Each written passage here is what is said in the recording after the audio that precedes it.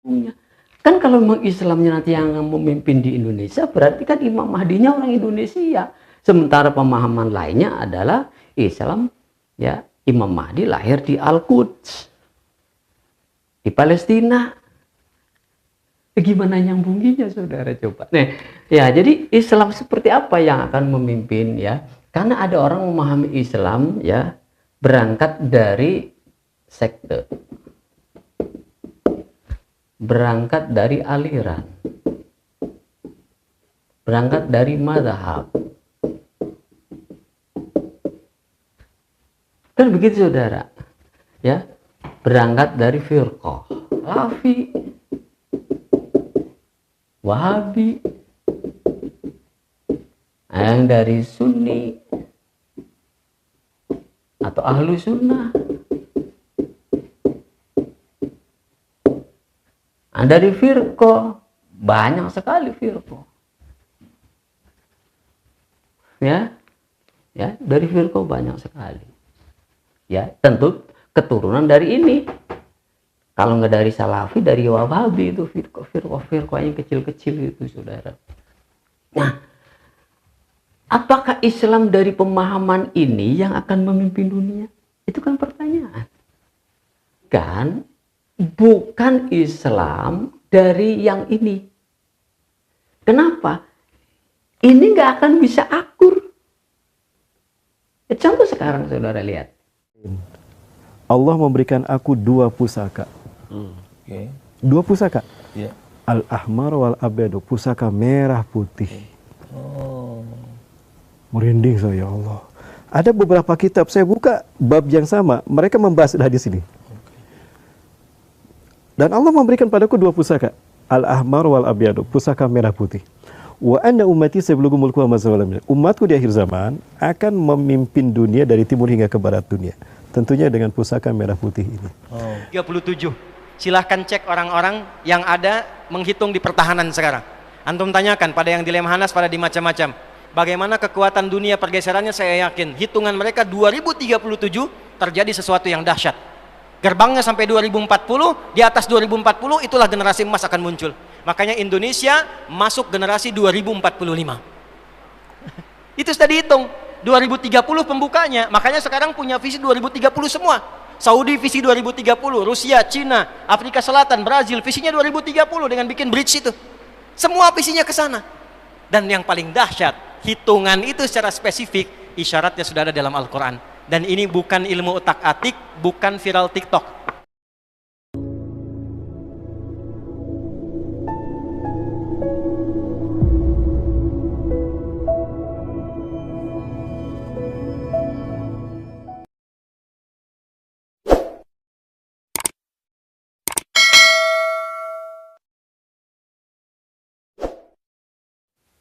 A'udzubillahi minasyaitonirrajim. Bismillahirrahmanirrahim. Assalamualaikum warahmatullahi wabarakatuh. Alhamdulillahilladzi ba'atsa fil ummiyina rasulan minhum yatlu alaihim ayatihi wa yuzakkihim wa yu'allimuhumul kitaba wal hikmah wa in kanu min qablu lafi dhalalim mubin. Asyhadu an la ilaha illallah wahdahu la syarika lah wa asyhadu anna Muhammadan abduhu wa rasuluh, amma ba'd. Pemirsa yang semoga dirahmati Allah dan senantiasa diberikan kemudahan-kemudahan di dalam memahami ayat-ayatnya, sehingga oleh karenanya kita dapat melaksanakan segala perintahnya dan menjauhi segala larangannya, sesuai dan selaras dengan sunnah para nabi-nabinya, utamanya Nabi Muhammad Rasulullah Sallallahu Alaihi Wasallam. Dan selanjutnya, pemirsa yang dirahmati Allah, mari kita lanjutkan kajian materi-materi yang sudah saya sampaikan sebelumnya, ya, yang masih dalam judul yang sama, yaitu perseteruan atau pertempuran, peperangan yang berkait dengan kepentingan, ya, yaitu perang proksi, ya. Jadi perang proksi tidak akan membawa kedamaian dunia, karena masing-masingnya adalah memiliki kepentingan.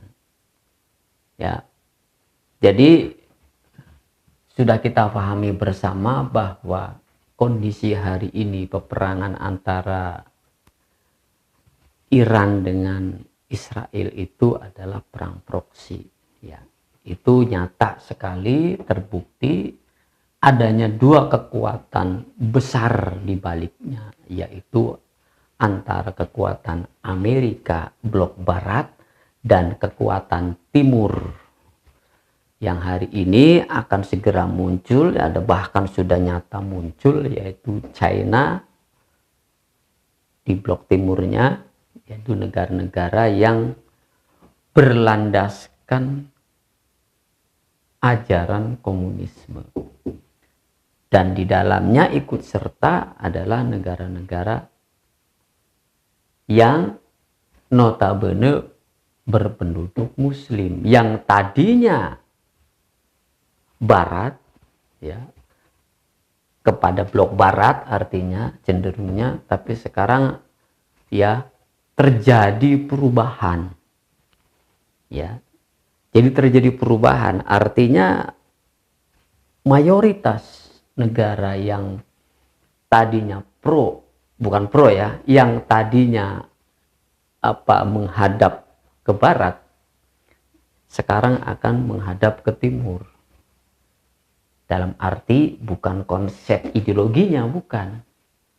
Artinya tidak suka terhadap dunia barat, yang notabene adalah kaki tangannya Israel, kan begitu, Yahudi. Nah, tentunya saudara pemirsa, kemarin saya sudah bahas sampai kepada titik bahwa kemenangan Islam itu akan diraih. Dan kemenangan Islam itu akan kembali jaya. Namun pelopornya siapa? Yang akan membangkitkan kejayaan kembali dunia Islam itu bangsa mana? Nah itu saudara. Nah tadi saudara sudah melihat cuplikan video dari dua ustadz yang populer di negeri kita, yaitu Ustadz Adi Hidayat dan Rahmat Baikuni. Nah, satu titik ya, saya sependapat, saya sepaham dengan beliau dalam hal apa? Bahwa Islam akan dibangkitkan dan akan jaya dimulai, dipelopori dari umat Islam, bangsa Indonesia. Saya sependapat, saya sefaham dan setuju bahwa memang banyak sekali indikasi-indikasi positifnya bahwa bangsa Indonesia kelak akan memimpin dunia dengan sebuah konsep dari Allah, yaitu ajaran Allah, yakni Islam. Kapan itu?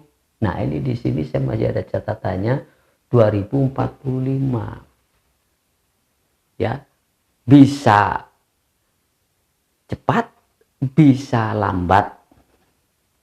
Ya, dikatakan cepat, ya ukurannya abad itu 20 tahun itu ya sangat cepat. Ya, kalau menghitungnya dengan angka abad sangat cepat 20 tahun itu. Ya. 20 tahun itu adalah bangsa Indonesia usianya genap 1 abad gitu saudara maksudnya. Jadi 20 tahun terhitung dari ya sekarang ya adalah 20 tahun menuju kepada 2045. Begitu saudara. Nah, indikasi kuatnya banyak. Nah, nanti yang menguatkan, yang mengiyakan itu ayat. ayat yang mengiyakannya. Artinya Allah yang meridhoinya gitu saudara. Bahwa apa yang berlangsung di Indonesia ini benar-benar memang kehendaknya. Jadi kita yang namanya doa itu begini saudara. Yang namanya doa adalah perpaduan harap. Ya, perpaduan harap yang sama. Ketika Allah menghendaki memang Islam dimulakan di Indonesia akan bangkit, maka kita pun berharap dengan harapan yang sama. Doa kita seperti itu.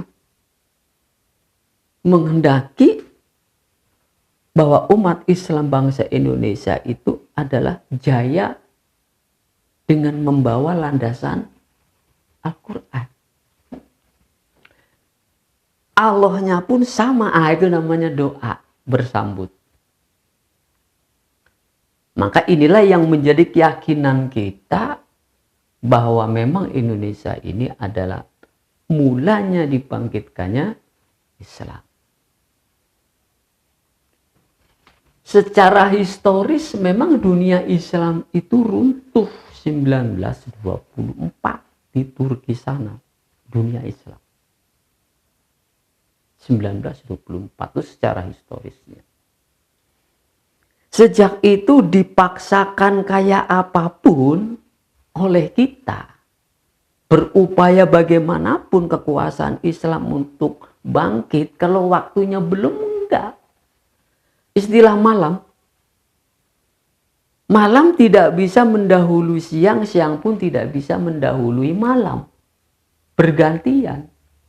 Jadi begitu kalau ikhtilafil laili wan nahar. Ketika Islam berkuasa itu nahar namanya. Ketika Islam tidak berkuasa namanya lail. Jadi nggak bisa dalam kondisi lail itu maksain untuk siang, nggak bisa. Begitu saudara. Nah, proses untuk siang, nah, itu berjalan gitu saudara. Berjalan proses untuk menuju siang. Waktunya berjalan. Nanti dengan sendirinya siang itu akan muncul. Nggak perlu dipaksa. Ya, nggak perlu. Nah, data historisnya itu memang demikian. 1924 ya runtuh.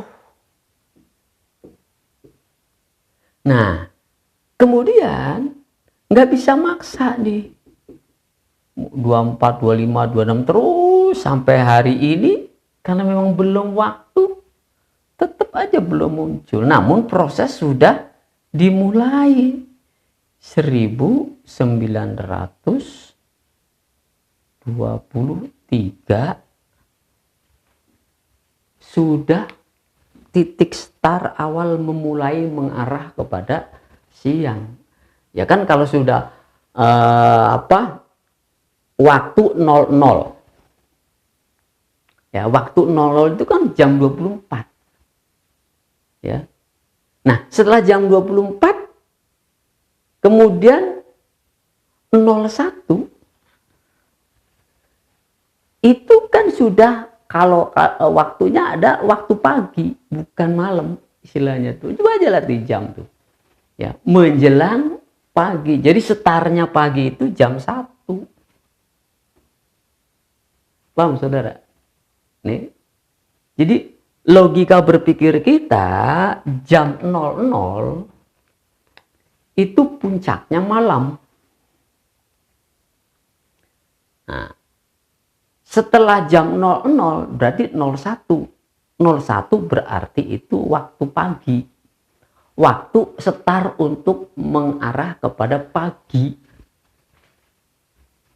01, 02, 03, 04, 05. Ya. Terbitlah fajar. 06 mulailah bergerak ke arah siang. Nah, begitu saudara. Begitu pula 1923. Ini di Indonesia ada Sarekat Islam. mencetuskan, mengikrarkan, mewujudkan sebuah konsep yang berlandaskan Quran. Apa konsep yang dilaksanakan oleh Nabi? Yaitu amanu, hajaru, jahadu. Konsep hijrah di sini lahir.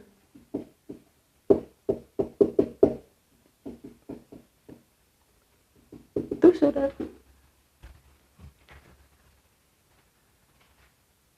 Buka sejarah.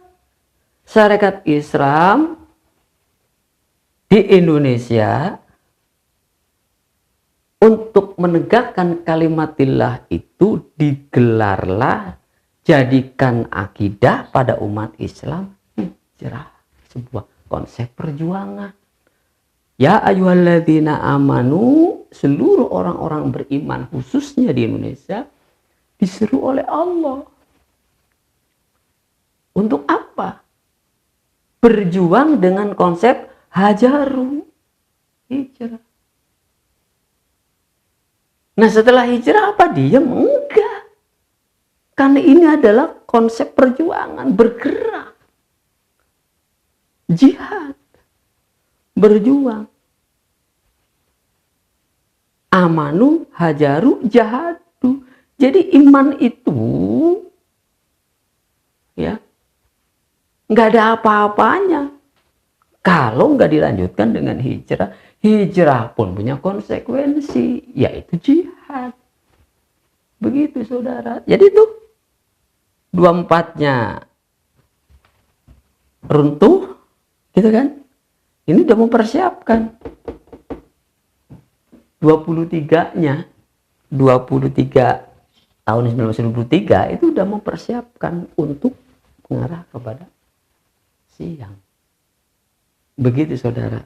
Kalau lihat dari waktu dan juga historinya. Jadi historinya sudah ada, begitu kan. Nah, dukungan ayatnya banyak.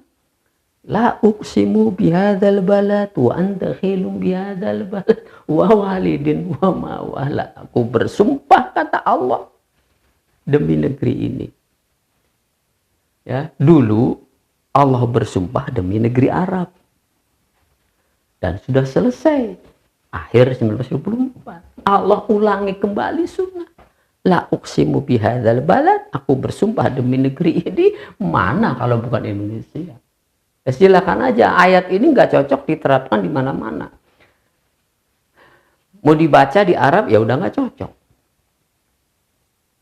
Mau diterapkan di Malaysia ya kekecilan. Mau diterapkan di Eropa, apalagi nggak mungkin. Jadi ayat itu trupnya, pasnya di Indonesia.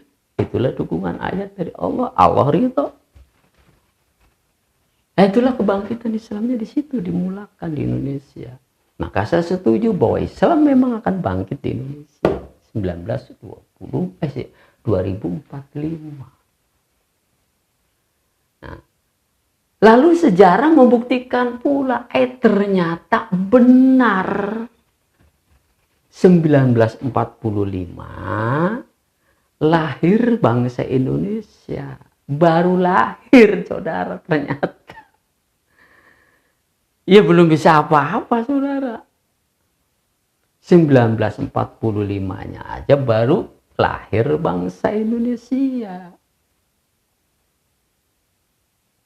Lahir bangsa Indonesia dari orang tua yang sudah memiliki konsep ini, konsep hijrah. Begitu saudara. Nah, ternyata 1945 itu umat Islam bangsa Indonesia Allah berikan rahmat berupa daulah, berupa kekuasaan, berupa negara,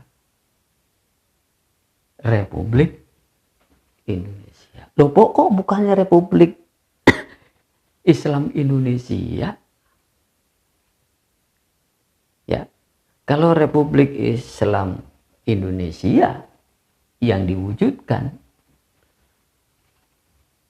yang nggak match nantinya.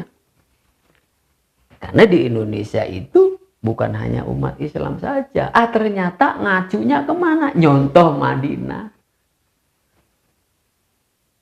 Di Madinah itu juga bukan hanya Muslim saja yang hidup bersama di situ. Ada Yahudi, ada Nasrani. Bahkan ada kaum musyrikin masih ada di Madinah. Begitu saudara. Itu diikuti oleh bangsa Indonesia. Maka di situ ya kesepakatannya adalah bukan Piagam Jakarta yang dipakai. Kalau Piagam Jakarta yang dipakai, ya tadi justru malah tidak nyunah. Karena di Madinah pun nggak disebutkan secara rinci bahwa Madinah itu bersyariatkan Islam begitu. Ya. Jadi Madinah itu adalah sebuah kuasa berdasarkan ajaran Allah, berdasarkan ajaran ilahi, dan ada dokumennya berupa Piagam Madinah. Piagam Madinah diterima oleh semua penduduk Madinah, baik yang masih musyrik maupun yang Yahudi. Kan begitu. Jadi tidak disempitkan, tidak menyempitkan ke dalam khusus untuk umat Islam. Kalau bicara syarat Islam memang ya orang akan memahami bahwa itu penghususan bagi umat Islam. Muslim saja gitu. Tapi kalau hukum Allah kalau hukum Allah berarti hukum Allah itu meliputi semua ras. Ya, karena ada Taurat, ada Zabur, ada Injil. Kan begitu. Dan ada mungkin kitab-kitab yang lain terakomodir dalam satu kalimat. Hadihi ummatukum ummatan wahidah. Umat yang satu itu, yang satu dalam lingkup kekuasaan Madinah. Di dalamnya ada Yahudi, ada Nasrani, di dalamnya ada kaum musyrikin. Dan mayoriti tentunya adalah masyarakat Muslim, begitu saudara. Nah, itu yang dicontoh oleh Republik Indonesia. Begitu. Nah, cuma baru lahir, banyak konflik yang terjadi, wajar.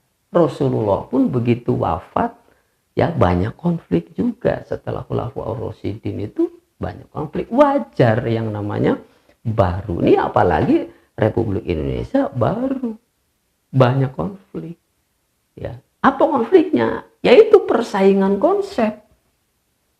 Komunisme, liberalisme, dan agamaisme bertarung di sini. Sampai hari ini belum selesai. Ternyata memang bangsa Indonesia yang dipersiapkan itu belum dewasa, belum cukup umur untuk memimpin sebuah peradaban dunia. Masih kurang 20 tahun lagi. Nah, 20 tahun ini waktu yang dipersiapkan untuk matang di 2045. Namun jangan pesimis, walaupun hari ini kondisi Indonesia ini adalah negara yang paling buruk dalam kondisinya, baik secara politik, ekonomi, dan juga pertahanan. Nggak apa-apa, itu proses. Kok nggak apa-apa sih Pak Ustadz? Orang negara kacau kayak begini, ya urusan dalam negeri nggak pernah beres, program ini macet, program itu macet, perselisihan terus terjadi, baik antar agama, antar golongan, antar politik, antar kepentingan. Ya itu proses. Lu mau kita tolak? Gak bisa. Sebagaimana kita paksakan malam menjadi siang, gak bisa. Ya, itu aja contoh kan, kasus-kasus banyak yang gak selesai. Kasus ijazah palsu sampai hari ini gak selesai. Ribut pemakzulan, ribut ini yang benar mana, yang salah mana. Kan ya itu tadi. Ya, nikmati saja. Kan itu pilihanmu. Hah? Maka yang paling ahsan adalah diam dan bagaimana mempersiapkan dalam 20 tahun ini umat Islam. Begitu saudara ya, bisa dipahami nih. Nah, kalau Anda bisa memahami, insya Allah, nah, apa yang akan menjadi cita-cita umat Islam benar-benar tercapai. Ya, begitu saudara. Lah, lalu ini pertanyaan lagi. Umat Islam yang mana, golongan mana, kaum yang mana, ya, ini secara spesifikasi lagi nih saudara.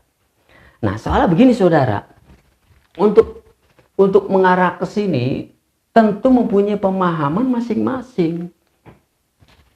Pemahaman Islam yang seperti apa? Nah, ini saya hapus ya, sudah ya. Nah, pemahaman Islam yang seperti apa? Atau basicnya dari pemahaman Islam mana? Karena begini saudara, ya, untuk memahami bangkitnya Islam di Indonesia ini tentu beragam pendapat, ya. Karena ada juga yang berpaham bahwa kebangkitan umat Islam di Indonesia, tapi juga ada yang memahami bahwa Islam itu akan dipimpin oleh Imam Mahdi. Lintar nyambungnya bagaimana nyambungnya? Kan kalau memang Islamnya nanti yang memimpin di Indonesia, berarti kan Imam Mahdinya orang Indonesia. Sementara pemahaman lainnya adalah Islam, ya, Imam Mahdi lahir di Al-Quds, di Palestina. Gimana nyambunginya saudara coba? Nah, ya, jadi Islam seperti apa yang akan memimpin, ya? Karena ada orang memahami Islam, ya, berangkat dari sekte, berangkat dari aliran, berangkat dari mazhab. Kan begitu saudara, ya, berangkat dari firqah, ya. Kan nggak bisa lepas memahami Islam berangkat dari sekte, memahami Islam berangkat dari aliran, memahami Islam berangkat dari mazhab, memahami Islam berangkat dari firqah. Ini masing-masing mempunyai pemahaman yang saling berbeda satu dengan yang lain. Ya. Ada yang memahami Islam kebangkitannya secara sekte atau secara aliran, ya, katakanlah di sini Syiah. Ya. Ada yang memahami Islam berangkat dari mazhab dan non mazhab. Ada aliran, ada Salafi, Wahabi, yang dari Sunni atau Ahlu Sunnah. Dari firqah, banyak sekali firqah. Ya, dari firqah banyak sekali. Ya, tentu keturunan dari ini. Kalau nggak dari Salafi, dari Wahabi itu firqah yang kecil-kecil itu saudara. Nah, apakah Islam dari pemahaman ini yang akan memimpin dunia? Itu kan pertanyaan. Saya bukan Salafi, saya bukan Wahabi, saya pokoknya saya Islam. Tapi kan landasannya berpikir dari sini semua berangkatnya. Begitu saudara. Jadi diperkecil lagi. Arti diperkecil lagi di sini adalah sampai kelihatan kelompok mana, kaum mana, bangsa sudah jelas Indonesia. Tapi kan banyak kaum, banyak paham, banyak aliran, banyak sekte. Saudara begitu. Nah, tentu ya, kita pastikan bukan Islam dari yang ini. Kenapa? Ini nggak akan bisa akur. Contoh sekarang saudara lihat. Begitu tampil Syiah. Ya kan nggak semua umat Islam itu, ya, nggak semua umat Islam itu kan menilai positif. Enggak semuanya. Masing-masing punya penilaian. Ada yang positif, setengah positif, ada yang negatif, ada yang setengah negatif, bahkan ada yang sangat negatif menilainya. Kenapa? Karena latar belakangnya ini si A. Andaikan ini yang memimpin Sunni atau ahlu sunnah, pasti ini pun juga akan bereaksi. Jadi ini nggak akan akur sampai kapanpun. Nah ini ayatnya. Wa allafa baina qulubihim lau anfaqta qulubihim walakinnallah al-alafa bainahum innahu azizun hakim. Ya, wa allafa baina qulubihim, Allah lah nantinya. Ya. Jadi yang mempersatukan ya hati manusia Allah. Berapapun biayanya, nih, lau anfakta qulubihim, berapapun biaya yang engkau keluarkan untuk mempersatukan hati mereka, ya, nggak akan bisa. Walakin, akan tetapi, walakin Allah alafa bainahum, tetapi Allah lah yang akan mempersatukan hati. Nah, jadi mau disatukan kayak apapun gak bisa. Sehati, sefaham, seakidah gak bisa. Sebagaimana saya memahamkan ini tentu gak sefaham dengan saudara kan. Ya. Mungkin banyak yang gak sefahamnya. Ya memang begitu. Tapi Allah. Saya pernah menyampaikan bahwa tentang akidah, tentang hati, urusan Allah. Bukan urusan manusia. Maka Allah lah. Nah, siapa yang berpihak kepada Allah, siapa yang akan menggunakan sistemnya Allah, maka hati itu akan Allah bimbing untuk sama. Begitu saudara. Nah, itu baru satu ayat. Nah, jadi Islam yang seperti apa yang Allah kehendaki? Yang jelasnya bukan Islam ini kan.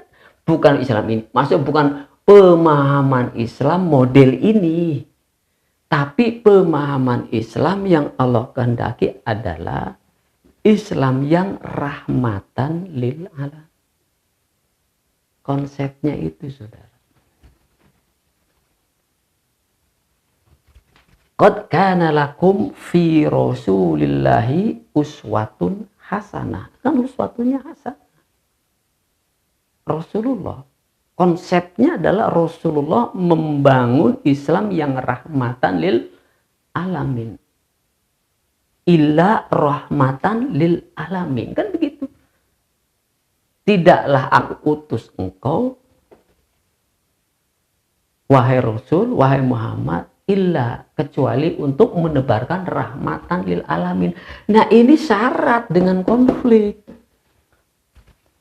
Baik secara horizontal maupun vertikal. Secara vertikal, secara keyakinan, secara horizontal, secara kemasyarakatan. Lah Anda buktikan sendiri. Kan banyak kasus di antara umat Islam itu sendiri di Indonesia khususnya. Karena Indonesia paling banyak sekte, paling banyak firqah, paling banyak pemahaman. Nah, itu nggak masuk kriteria gitu loh. Jadi Islam yang rahmatil alamin yang bersandarkan kepada Quran pure. Berangkatnya dari Quran. Begitu saudara. Berangkatnya dari Quran. La uqsimu bihadzal balad itu Quran. Ya. Jadi nggak bisa ini konsep seperti ini. Ini global tapi lokal gitu. Kalau rahmatil alamin berarti kan tuh luas alam. Seluruhnya termasuk ini ada di dalamnya, di dalam pengaruhnya. Begitu saudara. Ya, ya kan Rasulullah juga kan nggak ada tuh golongan-golongan juga banyak waktu itu kan.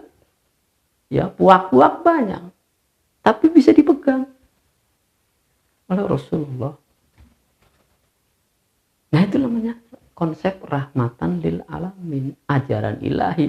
Nah makanya begitu ya, kita lihat ayat diperintahkan oleh Allah. Qul wallahu ahad.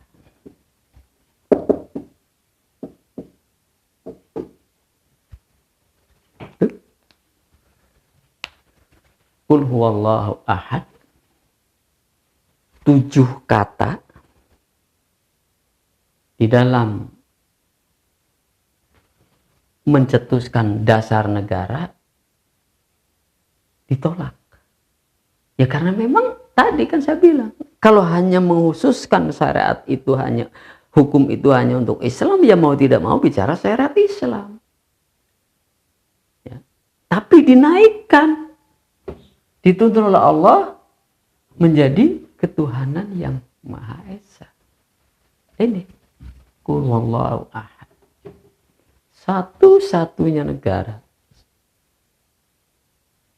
yang konstitusinya diambil dari Al-Quran, yang bernilai wahyu. Mau tidak mau bahwa Republik Indonesia ini adalah negara tauhid. Itu satu. Nanti diikuti ayat-ayat berikutnya. Ketuhanan yang Maha Esa. Ayat berikutnya apa? Kemanusiaan yang adil dan beradab.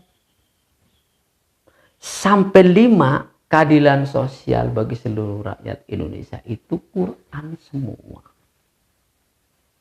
Ya. Pernah saya uraikan. Nah, jadi satu-satunya negara yang lahir di bumi yang membawa konsep tauhid, karena konsep tauhid ini adalah konsep rahmatan lil alamin. Jadi nggak memilah bedakan lu agamanya apa, alirannya apa, sektenya apa, paham politiknya bagaimana, enggak. Makanya di sini juga ayatnya juga jelas. Diberikan kepada Nabi Daud, diberikan kepada para nabi-nabi, diberikan kepada para penguasa Islam. Tentang apa? Fahkum bainan nas. Nas. Bukan muslim saja. Nas bil haq. Atur manusia, hukumi di antara manusia bil haq, secara benar. Ya. Wala taddabi'il hawa, jangan ikuti kepentingan dirimu, kepentingan kelompokmu, golonganmu, bahkan negaramu. Jadi jangan hanya kepentingan negara saja sampai kepada tingkatan itu, tapi nas, seluruh bangsa.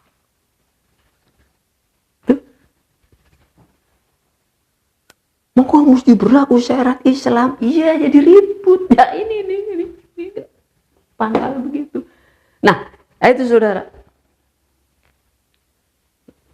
Maka sesi kesimpulan akhirnya bahwa hanya Islam di luar ini yang bisa membawa konsep rahmatan lil alamin. Polanya sudah dipakai sunnah Rasul, amanu, hajaru, jahadu. Konstitusinya sudah menggunakan Quran. Umatnya mayoriti muslim. Ya, sudah memenuhi persyaratan itu, saudara. Tinggal satu lagi, apa? Usia. Usia belum cukup. Jadi tunggu. Nah, dalam rangka tunggu Anda ngapain? Umat Islam ngapain? Cuma dengerin ceramah doang? Cuman kajian sana kajian sini, nggak ngapa-ngapain, gerakan sono gerakan sini yang tidak menyatu, yang tidak jelas, ya bukan itu. Jalankan bagaimana pahami bagaimana konsep rahmatan lil alamin itu, saudara. Nah, baru tuntas nantinya. Ya, nah bagaimananya? Nah, nanti kita lihat pada sisi pemahaman pada materi-materi selanjutnya. Lantas pertanyaannya, di mana Imam Mahdi itu kaitannya dengan kebangkitan Islam di Indonesia? Ya, nanti kita bahas dalam materi tersendiri. Demikian dulu saudara, hadanallahu wa iyyakum ajmain, walhamdulillahirabbil alamin.